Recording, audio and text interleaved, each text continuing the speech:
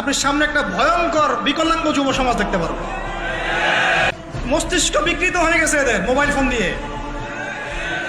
Mobile phone, pornography, মেয়েদের ফিতনা, হারাম অ্যাফেয়ার্স, মাদক, জুয়া, টিকটক, এই করতে করতে এদের মস্তিষ্কর সুস্থতা নষ্ট হয়ে গেছে। আল্লাহর কসম, আল্লাহর কসম করে বলছি, এরা সুস্থ না। একটা চিত্র খুব কমন দেখতে পারবেন, 10টা-20টা ছেলে গোল হয়ে বসে আছে ফোন নিয়ে, সবার মনোযোগ নিচের দিকে। ওয়ার্ল্ডে কি হচ্ছে, আসমানে কি হচ্ছে, জমিনে কি হচ্ছে, কোথায় মুসলিমদের উপর বোম পড়লো, কোনো ফিকিরই নাই ওর।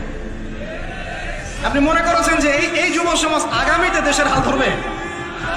আমি হলফ করে বলতে পারি কোনোদিন দেশের উপকার করতে পারবে।